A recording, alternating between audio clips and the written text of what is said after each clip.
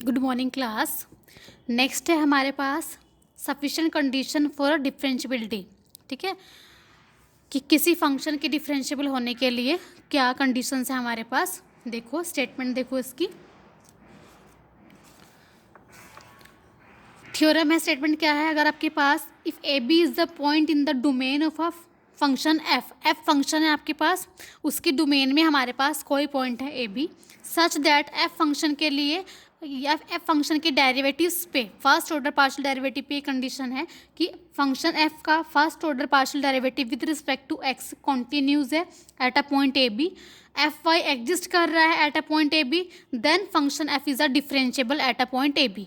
अब तक आपने फंक्शन अगर डिफरेंशिएबल था उसकी आपने कंडीशन पढ़ी थी। अगर आपके पास एफ फंक्शन कोई डिफरेंशिएबल है एट पॉइंट ए बी पे, तो आपके पास कंडीशन थी, आप उसका यूज़ करते थे डिफरेंशिएबिलिटी के लिए। ठीक है, आपने उसके रिगार्डिंग थ्योरम भी पढ़ी थी। अब आपके पास दूसरी कंडीशन ये है कि अगर कोई फंक्शन डिफरेंशिएबल कब होगा, अगर उसका first order derivative with respect to X continue होना चाहिए, एग्जिस्ट भी करना चाहिए, कंटिन्यू भी होना चाहिए। क्योंकि कंटिन्यू होगा तो उसका मतलब एग्जिस्ट भी करेगा, और विद रिस्पेक्ट टू वाई भी एग्जिस्ट करना चाहिए एट पॉइंट ए बी पे। और तब आप अगर दो कंडीशन ही होल्ड हो जाती है तो फंक्शन आपका आप डिफरेंशिएबल कह सकते हो at a point A B. ठीक है, तो हम यहीं पे देखो अब इसका हम प्रूव करते हैं। तो हम अपनी गिवन कंडीशन लेके चलते हैं। हमारे पास गिवन है कि एफ एक्स फंक्शन का first order partial derivative with respect to X continues at a point A B. Continues होने का मतलब है कि आपके पास एफ एग्जिस्ट कर रहा होगा। एग्जिस्ट नहीं करता फर्स्ट ऑर्डर डेरिवेटिव, वो एग्जिस्ट ही नहीं करता, तो वो कॉन्टिन्यूज कहाँ से हो जाता? इसका मतलब है कि एवरी फंक्शन का जो फर्स्ट ऑर्डर डेरिवेटिव कॉन्टिन्यूज है उसका मतलब एग्जिस्ट कर रहा होगा। ठीक है, in any neighbourhood of A and B, neighbourhood ने डिफाइन की हुई है, ए की neighbourhood A minus delta A plus delta, B की neighbourhood B minus delta B plus delta of interval A B. A B interval में आपके पास ए B interval में से जो आपके पास ए और बी पॉइंट की जो नेबरहुड है उसकी कोई किसी ना किसी पॉइंट्स पे आपके पास फंक्शन एफ का फर्स्ट ऑर्डर डेरिवेटिव एग्जिस्ट कर रहा है। ठीक है,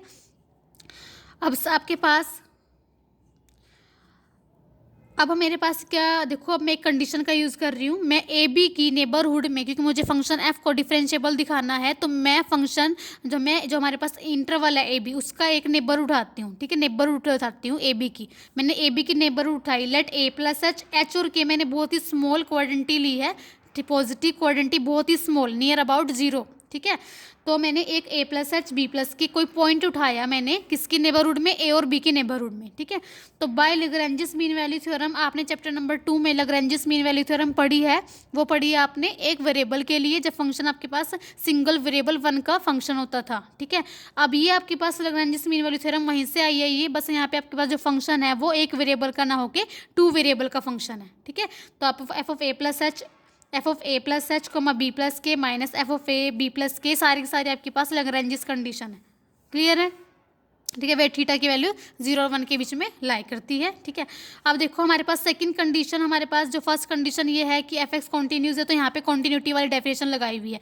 जो फंक्शन एफ है वो कॉन्टीन्यूज है, फंक्शन एफ का जो फर्स्ट ऑर्डर डेरिवेटिव है वो कॉन्टीन्यूज है एट पॉइंट ए बी। तो आपने लिमिट एंड कॉन्टीन्यूटी वाले चैप्टर में किसी फंक्शन की कॉन्टीन्यूटी की डेफिनेशन पढ़ी है कि limit H K approaches to 0 0, क्योंकि मैं ए और बी के नेबरहुड में जो पॉइंट ले रही हूँ ए प्लस एच बी प्लस के ले रही हूँ ना, तो जो हमारे पास स्मॉल इंक्रीमेंट हुए हैं और एच और के इंक्रीमेंट हुए हैं, तो हम उस पर लिमिट अप्लाई करते हैं कि limit H K approaches to 0 0 F X, क्योंकि एफ एक्स को कॉन्टिन्यूस कह रही हूँ, F X A plus theta H comma B plus K. ये मैंने यहाँ पे हम, क्योंकि हमने पूरे चैप्टर में ये किया है ना, यहाँ पे हम इंक्रीमेंटेड वैल्यू लेते हैं ए प्लस एच बी प्लस के, तो मैंने इसको देखते हुए यहाँ पे इंक्रीमेंट ही तो कराना है, थीटा भी तो बहुत ही स्मॉल होता है, तो मैंने यहाँ पे ए प्लस थीटा एच ले लिया इंक्रीमेंट। वैसे तो हम ए प्लस एच यहाँ बी प्लस के का फंक्शन होता है, पर लैग्रेंजियस मीन वैल्यू थ्योरम में हमारे पास ये कंडीशन आती है, फंक्शन हमारे पास इन वेरिएबल्स का, इन आर्ग्यूमेंट्स का फंक्शन होता है, तो उसको देखते हुए मैंने यहाँ पे जो इंक्रीमेंट किया ए प्लस एच ना करा के थीटा एच उसमें साथ में ऐड कर लिया।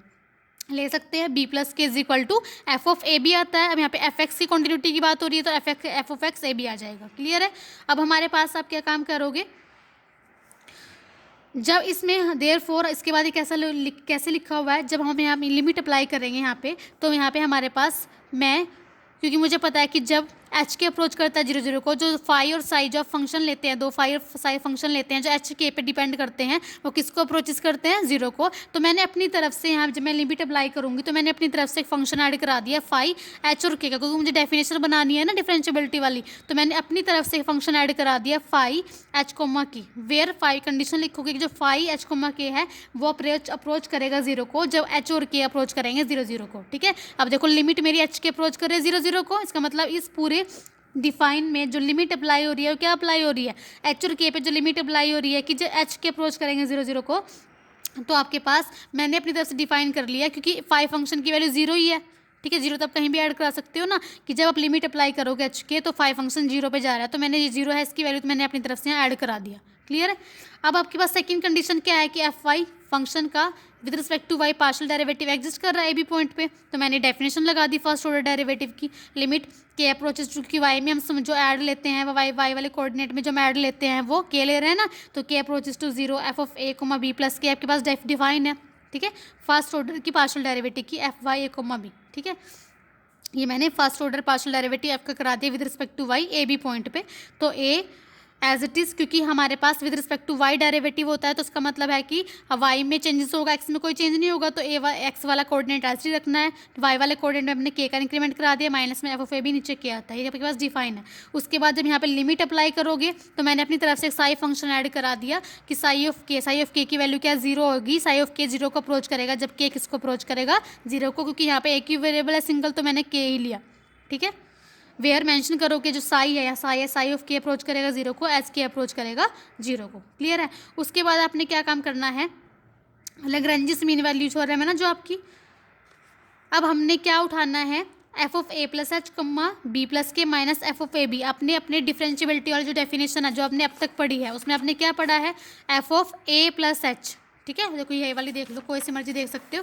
हमने ये पढ़ा है कि अगर कोई फंक्शन डिफरेंशिएबल कब होता है, F of A plus H comma B plus K minus of F of A B is equal to ये आना चाहिए। ठीक है, तो मैंने अपनी डिफरेंशिएबिलिटी वाली फंक्शन की डेफिनेशन बनानी है, तो मैंने इसकी लेफ्ट हैंड साइड उठा ली, फंक्शन एफ को डिफरेंशिएबल प्रूव करना है तो उसकी डेफिनेशन डिफाइन जो हमने स्टार्टिंग में की थी चैप्टर की, मैंने वो उठा ली।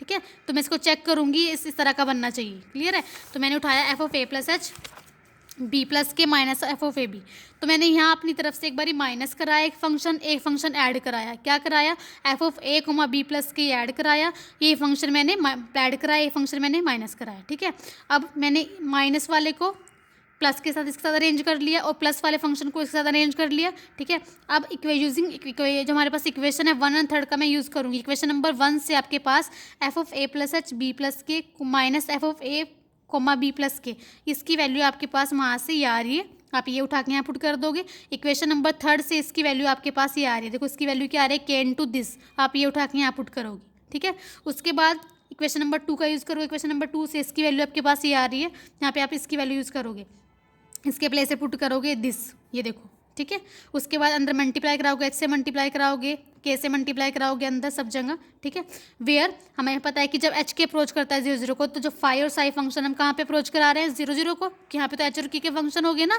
फाई और साई दोनों के दोनों। ठीक है, तो अब देखो F of A plus H comma B plus K minus F of A B, ये कौन सी डिफाइन बन गई, H F X plus K F Y plus H phi plus K psi. देखो हमारे पास ये डेफिनेशन नहीं बन गई डिफरेंशियबिलिटी वाली, बन रही है सेम। देखो ए हमारा ये तो होता है, बी हमारा ये होता है, देखो ये बन रही है A plus H comma B plus K minus में F of A B is equal to H, यहाँ पे हमारा एफ एक्स है प्लस के एफ वाई है H phi plus K psi, तो हमारे पास फंक्शन की डिफरेंशियबिलिटी की डेफिनेशन होगी, तो जो हमारा फंक्शन है वो डिफरेंशिएबल हो गया है at a point A B पे। क्लियर है, तो अगर आपके पास आगे आप एग्जाम्पल भी करोगे, अगर आपने किसी फंक्शन को प्रूव करना है कि वो डिफरेंशिएबल है क्या नहीं, तो आप अपनी सफिशिएंट कंडीशन का यूज़ करोगे। आपने क्या चेक करोगे, आप उस फंक्शन का first order derivative with respect to X check करोगे कॉन्टिन्यूस है या नहीं। ठीक है, फंक्शन का first order derivative with respect to Y check करो कि एग्जिस्ट कर रहा है नहीं। अगर 2 कंडीशन आपके पास होल्ड हो गई तो आप डायरेक्टली लिखोगे कि फंक्शन हमारा क्या है, डिफरेंशिएबल है at a point A B. Clear है। अब नेक्स्ट आपके पास एग्जाम्पल नंबर 5 है, उसमें हम यही काम कर रहे हैं। देखो फंक्शन गिवन है आपके पास, ठीक है, तो ये आपने प्रूव करना है कि डिफरेंशिएबल एट द ओरिजिन, अपने ओरिजिन पे इसकी डिफरेंशिएबिलिटी आपको प्रूव करके दिखानी है कि डिफरेंशिएबल है एट द ओरिजिन। ठीक है, तो अब मैं इस वाले क्वेश्चन में इसी आर्टिकल का यूज़ करूंगी।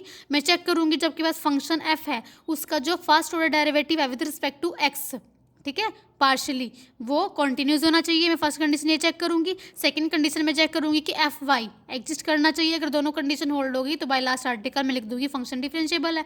ठीक है, तो सबसे पहले आप क्या करना है, सबसे पहले इसका मैं डेरिवेटिव भी निकाल लूँ एफ वाई। आप पहले एफ एक्स भी निकाल सकते हो। ठीक है, ये इसने क्यों निकाला, देखो इसने सिंपली ये डिफरेंशिएबल किया फंक्शन को विद रिस्पेक्ट टू एक्स। इसकी नीड हमें आगे पड़ेगी, आप अभी मत करो उसको। सबसे पहले मैं चेक कर रही हूँ कि फंक्शन एफ जो उसका with respect to Y derivative exist कर रहा है नहीं कर रहा है एट द ओरिजिन।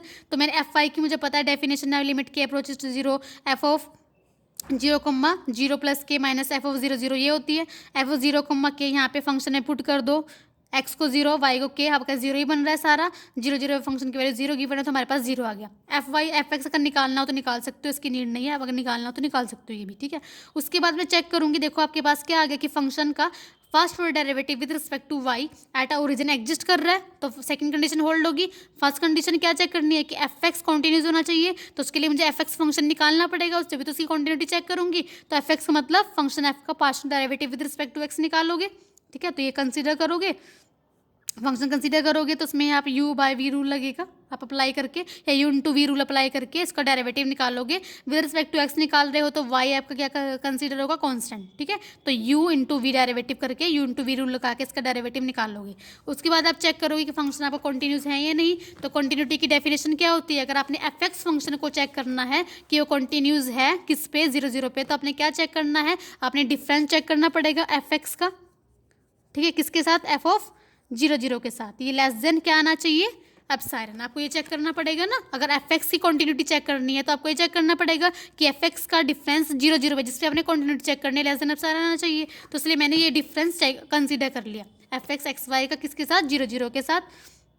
क्लियर है, तो एफ एक्स जो फंक्शन है उसकी वैल्यू मैंने पुट कर दी, मेरे पास ये आई हुई थी, मैंने ये वैल्यू पुट कर दी।